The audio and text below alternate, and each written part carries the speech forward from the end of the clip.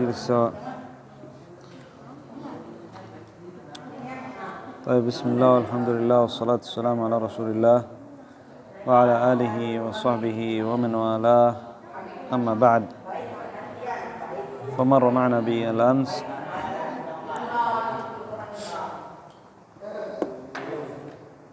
ذكر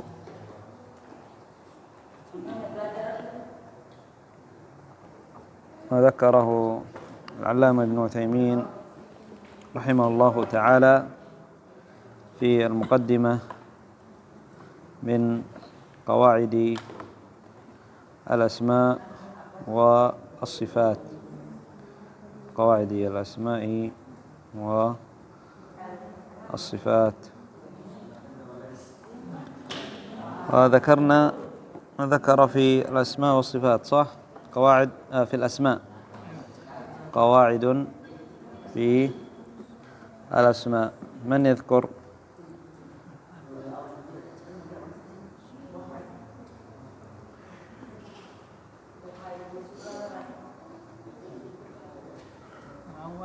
أيوة.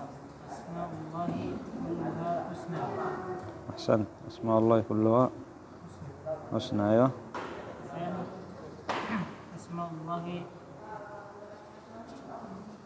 غير محصورة بعدد معين. أسماء الله كلها حسنى، ما الدليل؟ ولله أسماء حسنى. ولله الأسماء الحسنى. أحسنتم. أيوة، أسماء الله ليست محصورة بعدد معين. الثالثة،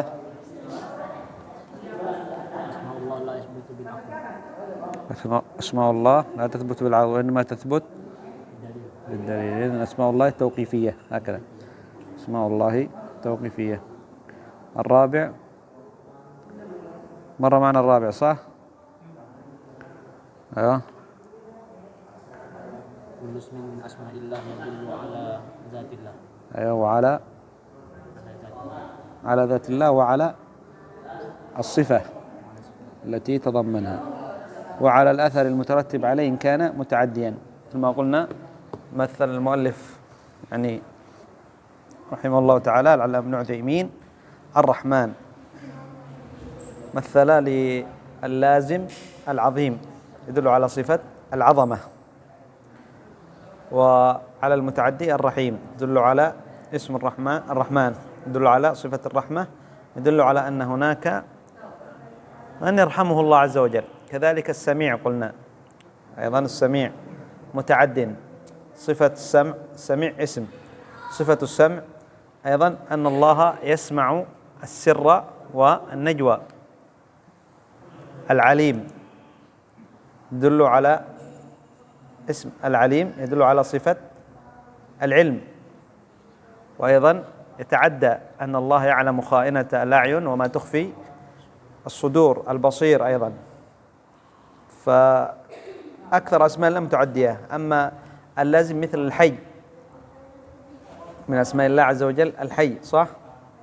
الله لا إله إلا هو الحي، فالحي ليس بمتعد، الحي له صفة الحياة فقط. طيب، وأمس قلنا أخطأ أيضا، ما أدري من هو، هل هو يعني صاحب الكتاب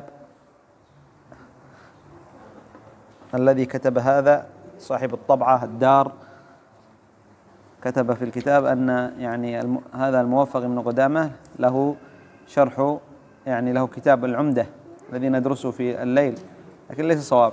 صاحب العمدة آخر اسمه عبد الغني، اسمه عبد الغني عبد الواحد، وهذا اسمه عبد الله ابن أحمد موفق ابن قدامة. طيب، نواصل. قال: القاعدة الثالثة في صفات الله. القاعدة الأولى في ما يجب يعني في نصوص الله عز وجل. القاعدة الثانية يعني في أسماء الله، تنقسم إلى فروع 4. القاعدة الثالثة في صفات الله، وتحتها فروع أيضا. الفرع الأول: صفات الله كلها عليا، صفات كمال ومدح ليس فيها نقص بوجه من الوجوه، كالحياة والعلم والقدرة والسمع والبصر والحكمة والرحمة والعلو وغير ذلك، لقوله تعالى: ولله المثل الأعلى. ولأن الرب كامل فوجب كمال صفاته. صفات الله عز وجل كلها عليا، كلها صفات كمال ومدح لا نقص فيها بوجه من الوجوه. أما المخلوق فصفاته صفات نقص، وفيها نقص وإن اتصف بصفة يعني فيها كمال لكن فيها نقص، مثل الإنسان يتصف بالعلم فكان قبل العلم جاهل، وبعد يعني أن علم يلحق هذا العلم نسيان، فيعني صفة ناقصة. لكن الله عز وجل صفاته صفات كمال لا نقص فيها بوجه من الوجوه، صفات مدح، عليم لم يسبقه جهل ولا يلحقه نسيان. صفة الله عز وجل العلم لم يسبقها جهل ولا يلحقها نسيان. قال: وإذا كانت الصفة نقصا لا كمال فيها فهي ممتنعة في حقه. إذا كانت هذه الصفة فيها نقص، هي صفة نقص لا كمال فيها بوجه من الوجوه، قال: فهي ممتنعة، لا يوصف الله عز وجل بصفة يعني نقص، بصفة يعني نقص. قال: فهي ممتنعة في حقه كالموت والجهل والعجز والصمم والعمى ونحو ذلك. هذه صفات نقص، هذه تقع في المخلوق. الموت، المخلوق يموت. الجهل، المخلوق يكون جاهل. العمى، قد يكون هناك يعني مخلوق أعمى. الصمم، لا يسمع. قد يكون هناك يعني من المخلوق من هو لا يسمع. لكن الله عز وجل لا يتصف بهذه الصفات، ممتنعة عن الله عز وجل. ولله المثل الأعلى، أي الوصف الأعلى الذي لا نقص فيه بوجه من الوجوه. فمن باب أولى من تكون صفة نقص. كذلك النوم، النعاس، قال الله عز وجل: لا تأخذه سنة ولا نوم. هذا لا يجوز أن يوصف الله عز وجل بها. قال: ونحو ذلك، لأنه سبحانه عاقب الواصفين له بالنقص ونزه نفسه عما يصفونه به من النقائص، ولأن الرب لا يمكن أن يكون ناقصا لمنافاة النقص للربوبية. نعم، سبحان ربك رب العزة عما يصفون وسلام على المرسلين والحمد لله رب العالمين. فالله عز وجل نزه نفسه عن النقائص، فلا يجوز أن يوصف الله عز وجل بصفة ناقصة، بصفة هي صفة نقص. قال: وإذا كانت الصفة كمالا من وجه ونقص من وجه لم تكن ثابتة لله ولا ممتنعة. إذا كانت هذه الصفة من وجه هي صفة كمال، ومن وجه آخر هي صفة نقص، فهذا لا ننفيها عن الله، نقول ممتنعة، لا يجوز أن يوصف الله بها، ولا نوصف الله عز وجل بها على الإطلاق من صفات الله عز وجل كذا، لا، بل كما سيذكر المؤلف قال: ولا ممتنعة عليه على سبيل الإطلاق، بل لا بد من التفصيل، فتثبت لله في الحال التي تكون كمالا، وتمتنع عليه في الحال التي تكون نقصا، كالمكر والكيد والخداع ونحوها. فهذه الصفات تكون كمالا إذا كانت في مقابلة مثلها، يعني رجل يمكر ورجل آخر يمكر به، هذا يمكر وهذا يمكر، يعني إذا كانت مقابل المكر دل على أنها كمال، أنه يعلم أن هذا يمكر. فالله عز وجل يقول: ويمكرون ويمكر الله والله خير الماكرين. فمن صفات الله عز وجل يعني المكر، لكن مقابلة، ليس نقول من صفة الله المكر مطلقا هكذا، لا، لكن من مكر يمكر الله به، من مكر على أولياء الله وعلى عباد الله يمكر الله عز وجل به. لأن الله عز وجل قال ويمكرون ويمكر الله. يمكر الله، من يمكر يعني بالماكرين، ويمكرون ويمكر الله والله خير الماكرين. مقابلة، الله عز وجل يمكر بمن مكر به، بمن مكر به، دل على أنها صفة كمال، لأن الله عز وجل يعني هذا يعني الذي يمكر يعني يعمل في الخفاء، صح؟ المكر هو العمل في الخفاء، يعمل شيء ما أحد يعلم به إلا هو، فهذا دل على أن الله عز وجل اطلع على مكره، فيمكر الله عز وجل به على قدرة الله عز وجل وعلى علم الله، تدل على قدرة الله وعلى علمه. والكيد هذا يعني متقارب، بمعنى متقارب، المكر والكيد والخداع.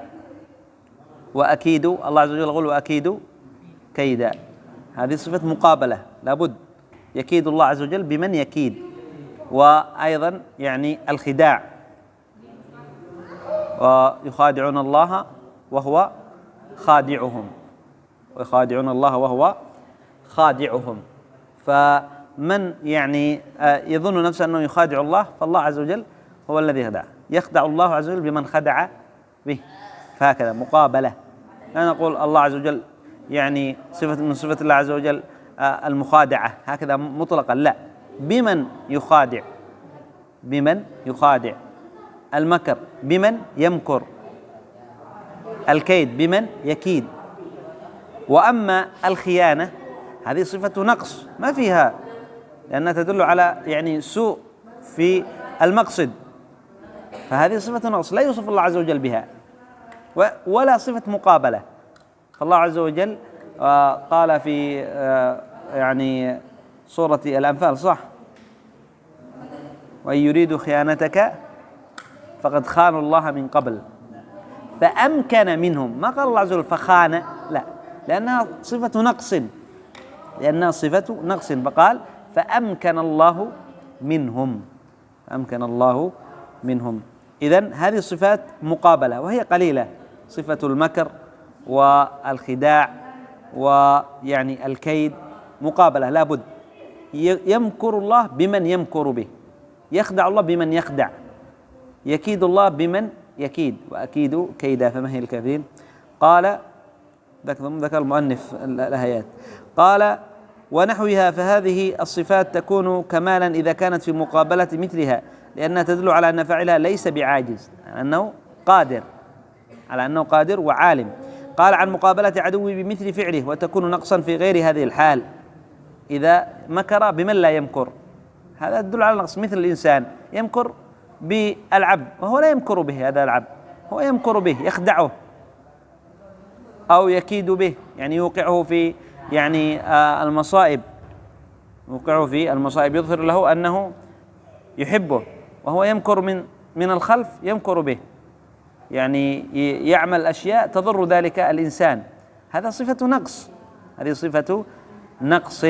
لكن عند الله في صفات الله عز وجل صفات كمال، لأن الله عز وجل هذا الإنسان يمكر، يظهر أنه يعني نيته صالحة، وفي يعني في الباطن يمكر، يظهر مثل هؤلاء الذين يعني جاءوا إلى نبي الله صالح، أظهروا له أنه معه وهم يمكرون يريدون أن يقتلوه، فالله عز وجل مكر بهم، يعني أرسل عليهم العذاب وأهلكهم قبل أن يعني يقتلوا نبي الله صالح. فدل على أن الله عز وجل قادر، هذا دليل على القدرة وعلى العلم، أن الله عز وجل مطلع عليهم في السر، هؤلاء يمكرون في السر، فالله عز وجل يعلم السر والنجوى، يعلم خائنة الأعين وما تخفي الصدور، فيعني ويسمع السر والنجوى، فالله عز وجل اطلع على ما كانوا يعملون، دل على علم الله. ومكر الله عز وجل بهم، أذاقهم العذاب، أهلكهم، دل على قدرة الله عز وجل، على قدرة الله عز وجل. قال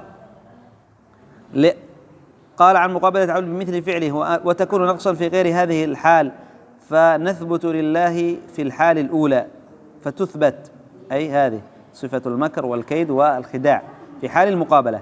قال فتثبت لله في الحال الأول دون الثانية. قال الله عز وجل يمكرون ويمكر الله والله خير الماكرين، إنهم يكيدون كيدا وأكيد كيدا، إن المنافقين يخادعون الله وهو خادعهم إلى غير ذلك. يعني ويمكرون ويمكر الله والله خير الماكرين. هذه يعني في الكفار عندما كانوا يمكرون بالنبي صلى الله عليه وسلم ويريدوا قتله كذلك، وكذلك في قوم صالح عندما يريدوا قتل صالح أهلكهم الله، وكذلك عندما أرادوا قتل النبي صلى الله عليه وسلم اجتمعت قريش على قتل النبي صلى الله عليه وسلم صح عند بيته، فالله عز وجل أعمى أعينهم، وخرج النبي صلى الله عليه وسلم ووضع التراب فوقهم وخرج من بين أيديهم وهم لا يرونه. فهذا يعني يدل على قدرة الله عز وجل وعلى علم الله عز وجل. وإنهم يكيدون كيدا، يكيد كذلك الكفار كادوا للنبي صلى الله عليه وسلم، كادوا أن يقتلوه وكادوا يقتلوا الأنبياء يعني غيرهم من الأنبياء، فالله عز وجل كاد بهم وأهلكهم. والمنافقين يظنون أنهم يخادعون الله، يأتون إلى الصلاة يصلون مع المسلمين ويظهرون أنهم من أهل الإسلام، وهم في قلوبهم الكفر، قال الله عز وجل: وإذا قيل لهم آمنوا كما آمن الناس وإذا لقوا الذين آمنوا قالوا آمنا وإذا خلوا إلى شياطينهم قالوا إنا معكم إنما نحن مستهزئون الله يستهزئ بهم ويمدهم في طغيانهم يعمهون.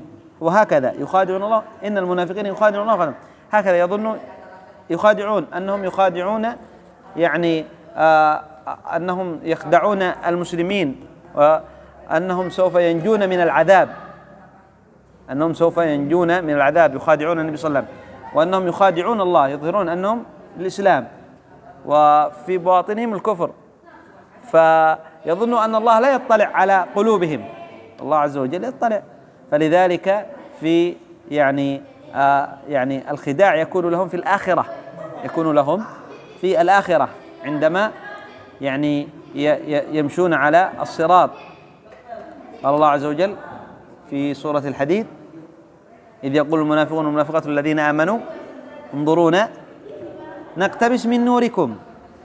يمشون مع المؤمنين، هنا يخدعهم وخادعهم، الله عز وجل يخدعهم بسبب أنهم خادعون، فيمشون مع المؤمنين. كانوا في الدنيا في الظاهر يمشون مع المؤمنين، يصلون معهم صح، بل ويجاهدون أيضا مع المؤمنين، بعضهم يجاهد مع المؤمنين، فيظنون أنهم يخدعون المؤمنين ويخدعون الله، أنهم مع المؤمنين في الآخرة. فالله عز وجل في الآخرة يخدعهم، يمشون مع المؤمنين على الصراط. قال: إذ يقول المنافقون والمنافقات الذين انظرونا، المؤمنين يمشون سريع والمنافقون يمشون بالبطيء، فيقول لهم: انظرونا، يعني تأخروا قليل، نقتبس من نوركم، نرى النور. يعني المؤمن يمر على الصراط وعليه نور، منهم يعني نوره عظيم، ومنهم من نوره يعني في إبهامه الضوء يمشي. فالمنافقون عندما يذهب المؤمنون يبقى المنافقون ما في ضوء، ما عندهم ضوء، لا يدرون. إذ يقول المنافقون انظرونا نقتبس أي نأخذ من نوركم، قيل ارجعوا وراءكم، يقال للمنافقين ارجعوا إلى الخلف، قيل ارجعوا وراءكم فالتمسوا، انظروا في النور في الخلف.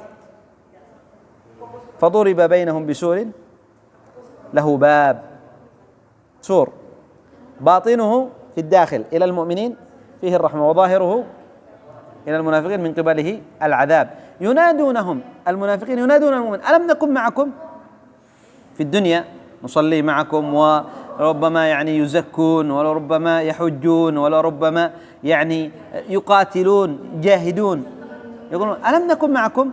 فيردون: قالوا بلى، نعم كنتم معنا في الدنيا لكن في الظاهر، ولكنكم فتنتم أنفسكم، أي فقط أنتم في الظاهر معنا وفي الباطن لستم معنا، لكنكم تربصتم وارتبتم وغرتكم الحياة الدنيا، إلى آخر الآية. قال: إلى غير ذلك. فإذا قيل هل يوصف الله عز وجل بالمكر مثلا، فلا تقل نعم ولا تقل لا، ولكن قل هو ماكر بمن يستحق ذلك والله أعلم. هذه قاعدة، هذه في صفات المقابلة، صفات تسمى صفات المقابلة. هل يمكر الله؟ الله عز وجل أثبت أنه يمكر، لكن هل يعني على الإطلاق لا تقل نعم ولا تقل لا، هل يمكر الله؟ لا تقل نعم ولا تقل لا، لكن قل يمكر الله بمن يستحق المكر. هل يخادع الله؟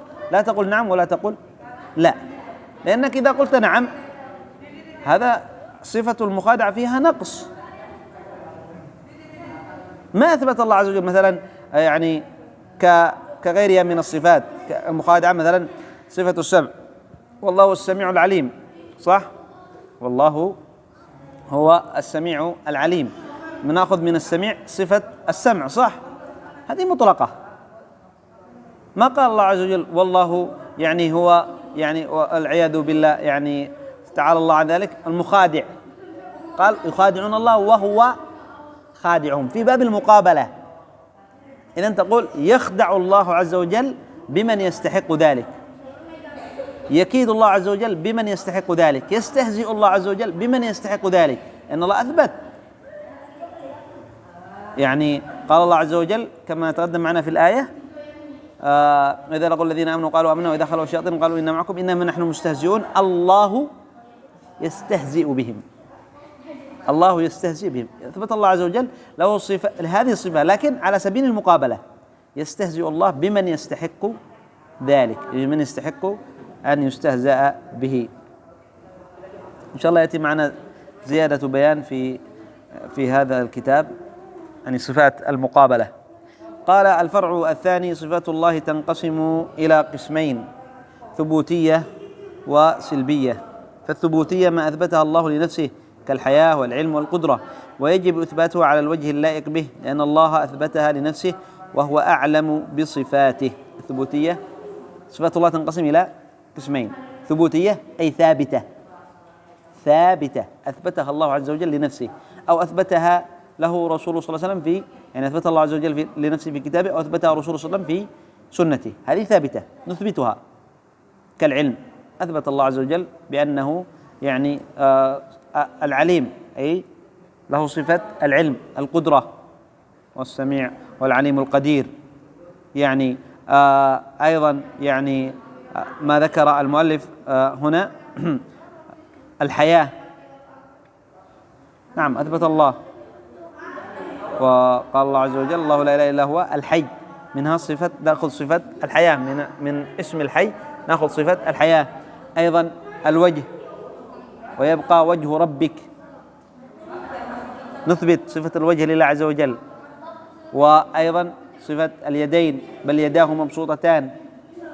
وأيضا صفة القدمين كما قال النبي صلى الله عليه وسلم، يعني قال النبي صلى الله عليه وسلم يلقى في النار حتى يضع رب العزة عليها قدمه، في رواية رجله. فأثبت لله عز وجل صفة المجيء، وجاء ربك والملك صفا صفا. صفة النزول، ينزل ربنا إلى السماء الدنيا كل ليلة. وغير ذلك من الصفات التي أثبتها الله عز وجل في كتابه لنفسه في كتابه أو رسوله صلى الله عليه وسلم في سنته، نثبتها لله عز وجل بغير تمثيل ولا تحريف ولا تعطيل ولا تكييف. أثبتناها، نعلم المعنى بلغة العرب، مجيء معروف معنى المجيء، كيف يأتي، كيف يجيء، كيف يأتي، هذا الله أعلم، هذا بغير تكييف ولا تحريف. نقول يعني كما يقول المبتدعة في وجاء ربك، قالوا وجاء أمر ربك، يأتي أمر، لا، وجاء ربك يأتي مجيء الله عز وجل، كيف؟ الله أعلم. ليس كمثله شيء وهو السميع البصير، ولا تمثيل، يأتي كمثل ما نأتي نحن، يجيء مثل وجهه كوجهنا، هذا لا يجوز. قال والسلبية أي المنفية، منفي، لا يوصف الله عز وجل بها، لا يجوز أن يوصف الله عز وجل. هل من صفات الله هذه؟ لا، ليس من صفات الله، هذه السلبية تسمى. قال هي التي نفاها الله عن نفسه كالظلم، فيجب نفيها عن الله، يجب نفيها. إن الله لا يظلم الناس شيئا، إن الله لا يظلم مثقال ذرة. الظلم نفى الله عز وجل، يا عبادي إني حرمت الظلم على نفسي وجعلته بينكم محرما. نفى الله عز وجل الظلم عن نفسه فننفيه، نقول أن الله عز وجل لا يوصف بالظلم، لا يوصف بالظلم. قال فيجب نفيها عن الله لأن الله نفاها عن نفسه، لكن يجب اعتقاد ثبوت ضدها على الوجه الأكمل، لأن النفي لا يكون كمالا حتى يتضمن ثبوتا. مثال ذلك قوله تعالى ولا يظلم ربك أحدا. فيجب نفي الظلم عن الله مع اعتقاد ثبوت العدل على الوجه الأكمل. الله عز وجل لا يظلم، ضد الظلم العدل. الله عز وجل هو العادل، هو العادل على الوجه الأكمل. إن الله يأمر بالعدل والإحسان. طيب، مفهوم هذا؟ صفات الله عز وجل ثبوتية وسلبية. ثبوتية أي أثبتها الله عز وجل له في كتابه أو أثبتها له الرسول صلى الله عليه وسلم في سنته، هذه نثبتها.